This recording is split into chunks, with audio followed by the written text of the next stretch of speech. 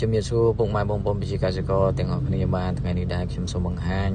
អំពីប្រភេទ GNPK ផ្លែឈើរបស់យើងដែលមានលេខ202015ដែលក្រុមការងារបច្ចេកទេសរបស់យើងយកមកធ្វើការបាច់បង្ហាញជូនលោកពូកសិករស្រែគំរូស្ថិតនៅក្នុងឃុំរហាស្រុកផ្នេតព្រះខេត្តបន្ទាយមានជ័យដោយការបាច់លើកទី1ធ្វើនៅថ្ងៃទី21ខែ11ឆ្នាំ2025យើងប្រើរូបមន្ត NPK 27 20និងលេខ7ហើយការបាជីរបស់យើងគឺយើងប្រើប្រាស់ម៉ាស៊ីនព្រីជីហើយមុនពេលបាជីគឺយើងមានក្រុមការងារបច្ចេកទេសចុះពិនិត្យដីមើលដងដើមស្រូវមើលប្រព័ន្ធឫសថាតើស្រូវចាប់ផ្ដើម CG បានហើយឬនៅ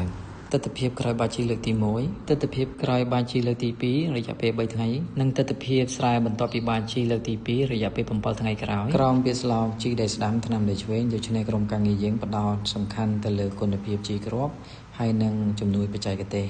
ក្រុមការងារយើងនឹងធ្វើវីដេអូបន្ទាប់ក្រោយពេលបាជីផ្ដាច់លើកទី3បាទសូមអរគុណ